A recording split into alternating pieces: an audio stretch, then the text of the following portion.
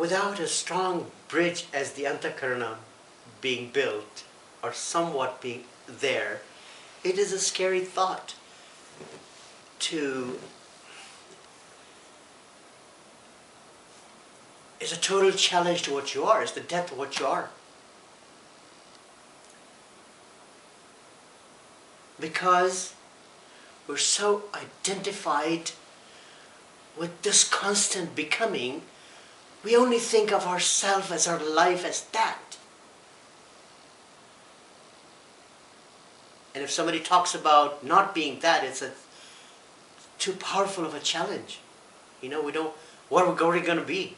That's death. What are you going to be if we're not caught in this endless cycle of becoming? What will be our life, you know?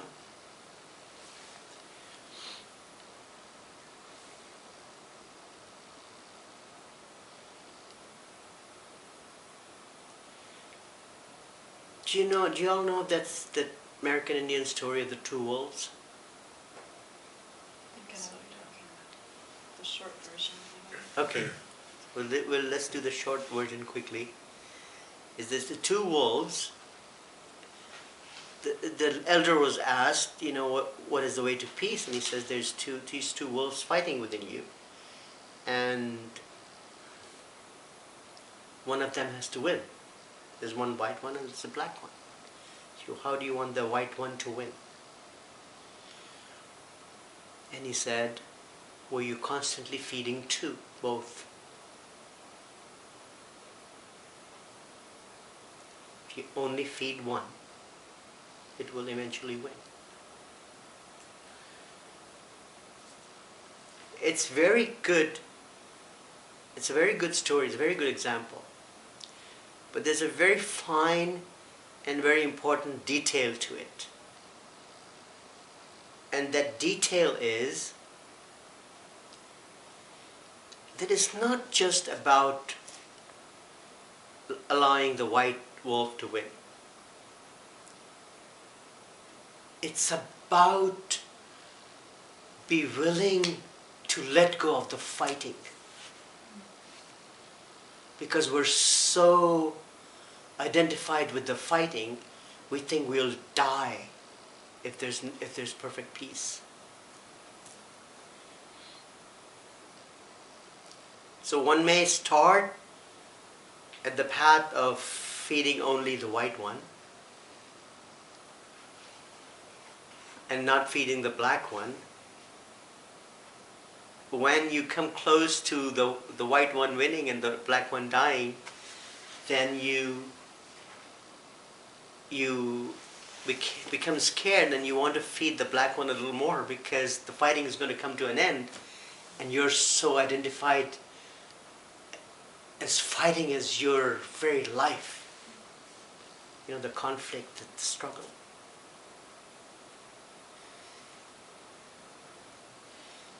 That perfect peace is the zero. That perfect peace is the point where the whole process of becoming has come to an end. And it's the doorway to something else. It can only be understood with the meditative mind.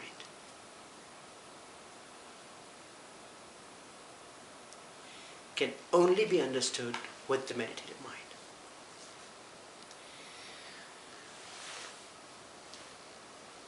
But another thing about the past is that it does not begin as that. It does not begin as an understanding of that. The path begins, the first initiation still begins as my attainment. I'll become better, wiser, something I can experience within the duality of my mind. I have become wiser. I have become purer. And all that. I have become truer.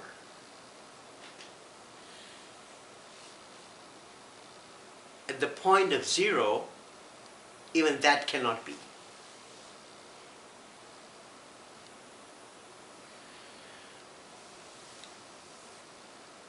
So what happens at the third initiation is that final end game where you meditate and prepare to accept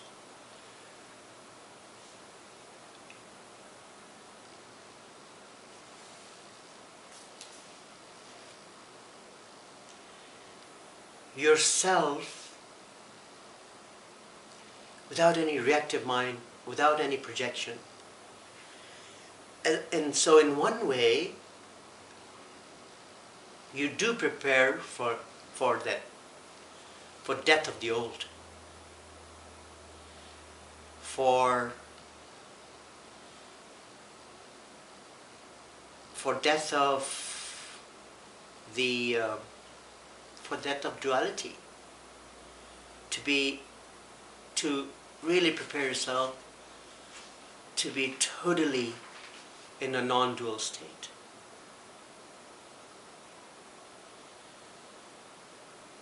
And so as a state of being, it is perfect. It's pure being.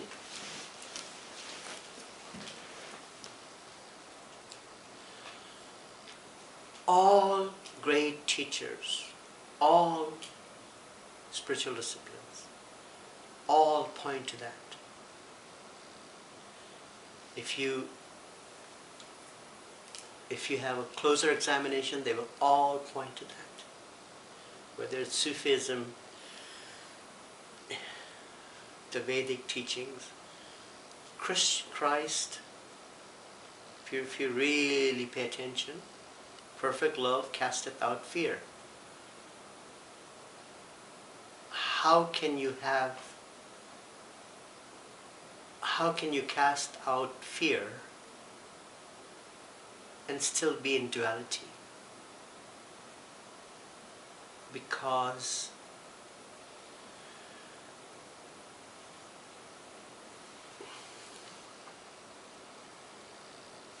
the binding force of the dual personality is the clinging and the attachment that you have within your reactive mind that keeps you in that duality. If there is no fear, that means there's no projection. There's no holding on to anything.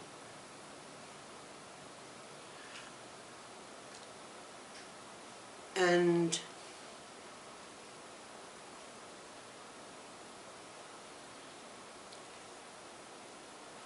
the teachers rarely have talked about what lies beyond, what lies into the divine state.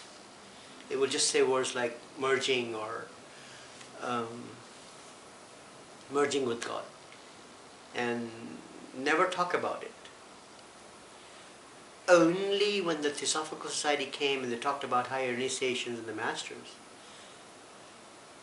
was the path beyond talked about for the first time, because they believed the mind of man had come to that development, that it could just begin to understand the path beyond the human stage.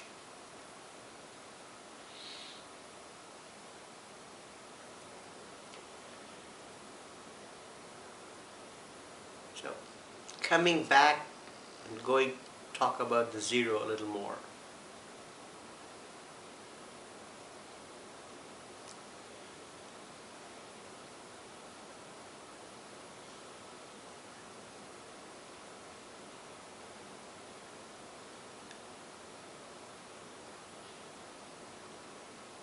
There are many qualities that are the very nature of the state of pure being. And there are so many things that are a natural reflection of the process of becoming.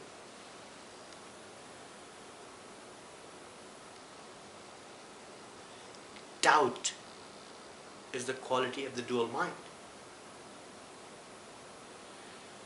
Certainty, spiritual certainty,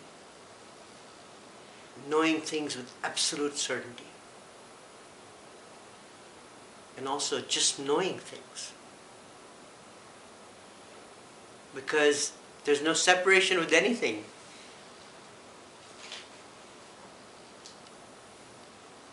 Everything is you.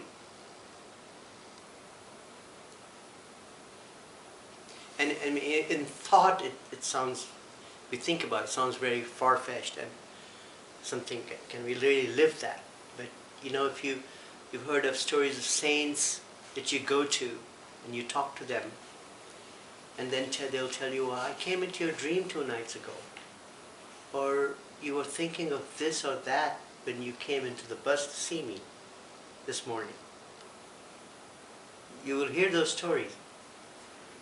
I can tell you about teachers that their disciples, American disciples, talk about those stories.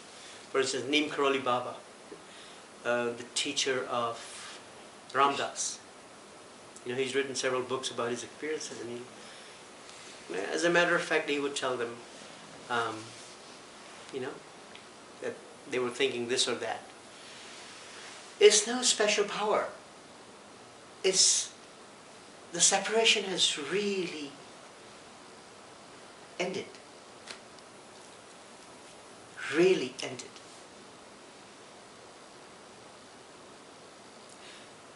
Not just the separation of the experience and the experience, but as Krishnamurti would point out, the separation of the observer and the observed.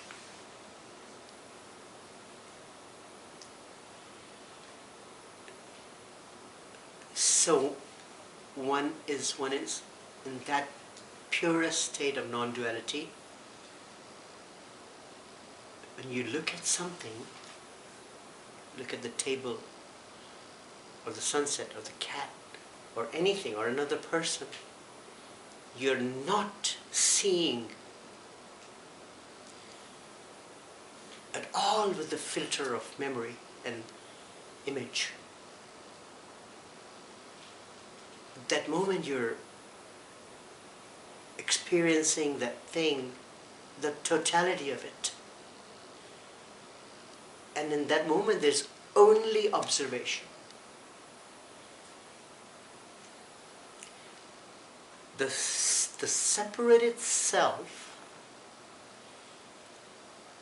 the filter of the separated self no longer there.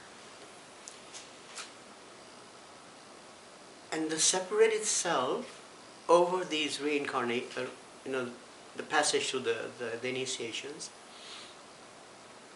and the passage of time through the life, the learning of these lifetimes,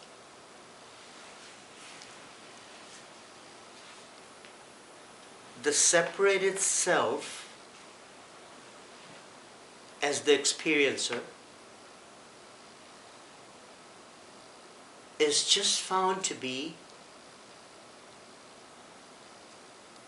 a thought within the complex of thought, manifesting through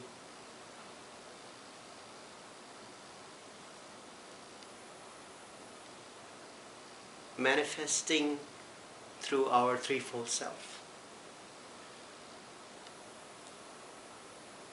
And one starts to pay real attention to totality of its working, continuous observation. It just reveals itself.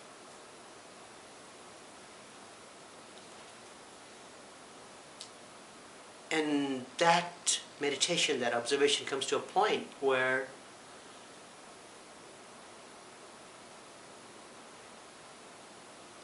the separated self would just drop away.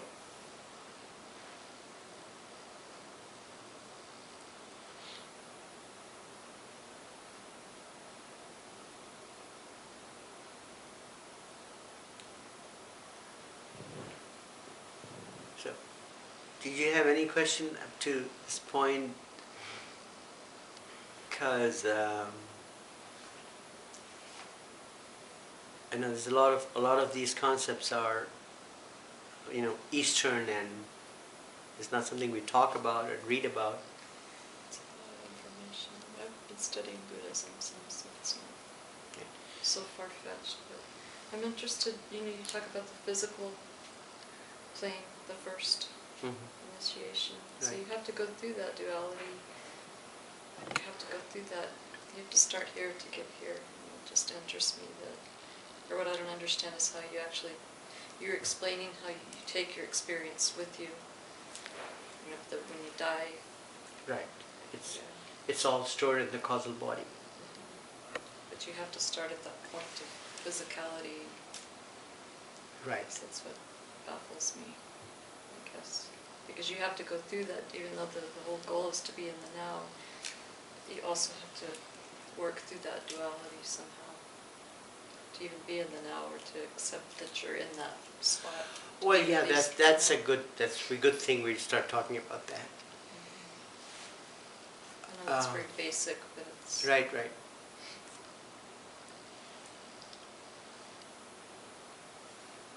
It's one thing to be aware that you're doing that. I think most people are when you attain a certain awareness. You can see yourself doing it, and you can meditate, and you can be apart from it, but it can actually make it hard to live in the now when you're caught up in worrying about the fact that you're caught up in duality.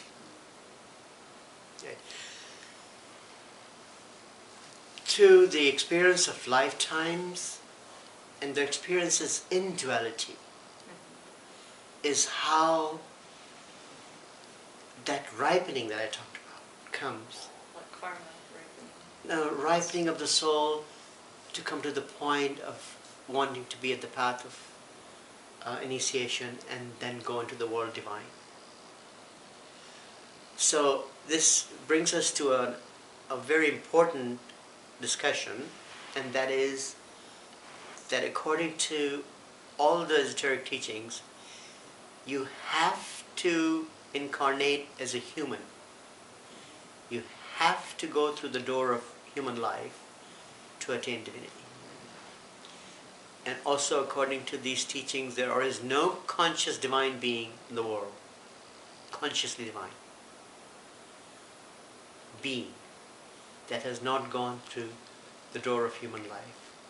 So from that standpoint, yes, you have to come into duality of the human existence to become self-consciously divine. So we have to go. We have to go through. We have to go through everything that is human. And this is so important. Right. This time. You know, Right. Because we sometimes envy animals, you know, because they're so right, but peaceful they're peaceful, but they would have to, all beings in the universe below the level of human would have to incarnate as humans to gain their divinity. Even at some point in billions of years now, maybe one lifetime as a human, you have to go through the door. This is what it teaches.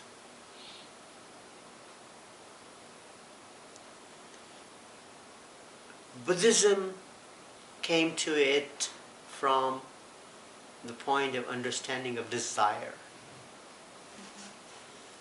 And what that teaches is that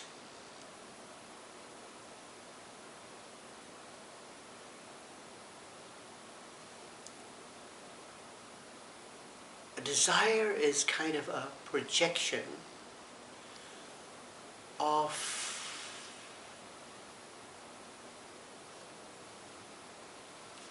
coming from your unconscious self to a symbolic, some kind of a completion, some kind of a projection of the mind that somehow symbolizes a balance for your unconscious state.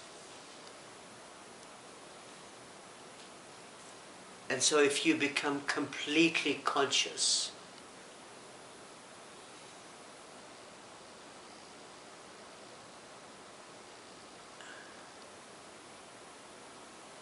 See, desire, we talked about the projection and the time, is a part of that whole process. I don't have this, I will have happiness when I have that. Yes. And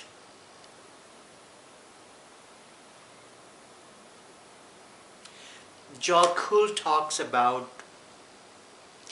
the different kinds of happiness, states of happiness, as very basic human being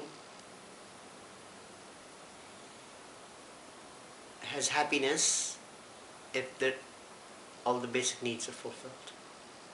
That's just happiness, that's satisfaction.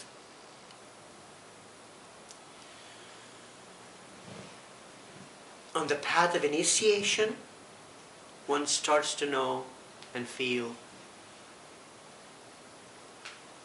a happiness higher than that happiness of the soul. And that he says you can call it joy.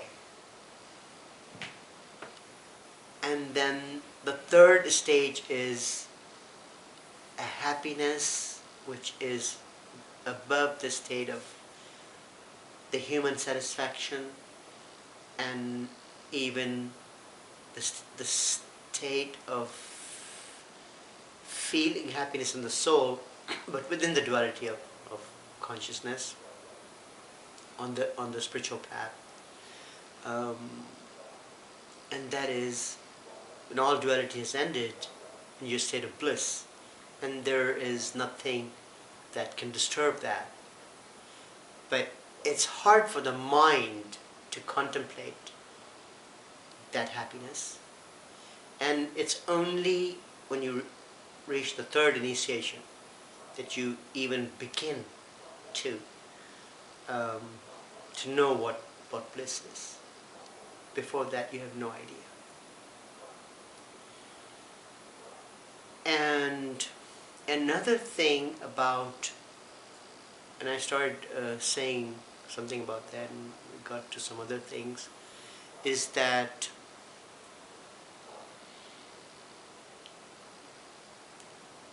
only a third degree initiate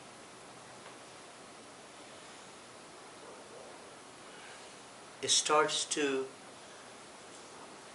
aspire for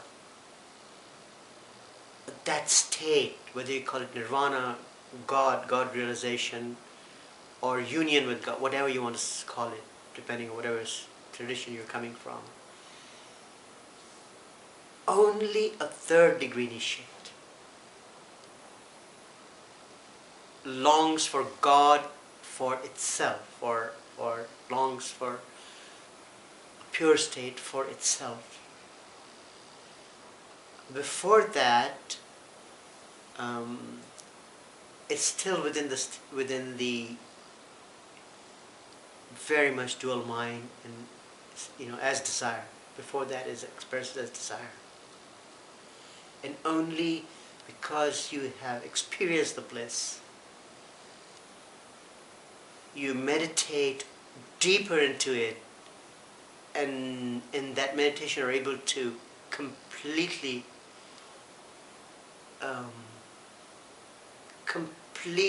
root out every last bit of the reactive mind, and which ends in the destruction of the causal body and the antakarana, and you know yourself as divine.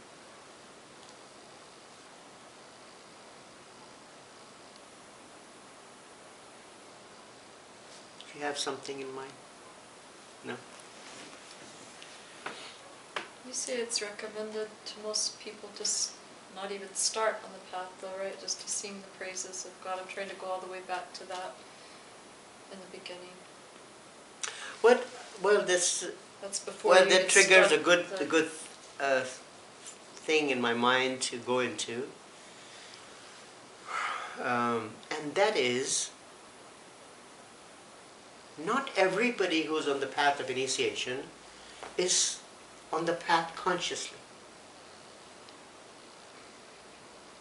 In fact, some very advanced initiates are not on the path consciously.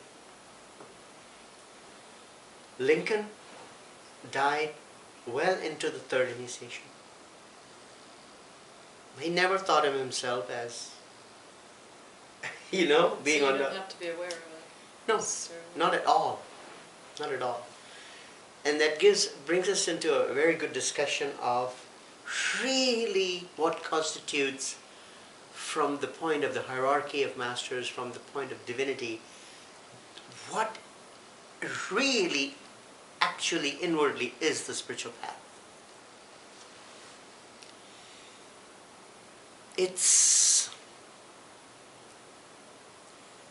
I've told you that a certain amount of energy is given at each initiation, more powerful than the last initiation. Mm-hmm. And based on how the initiate handles that energy,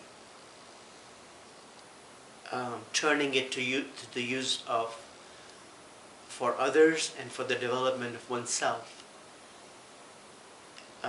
becomes ready for the next higher initiation. So, a president of a country handles an incredible amount of energy. And almost always a president will be at least a first degree initiate. Only then can you handle that kind of energy. Almost always. I mean, whether you like them or not, they're first degree initiates. Or anyone that's in a position where they're having to handle anybody, a position of power, that's true. Any position of power, likely to be an initiate.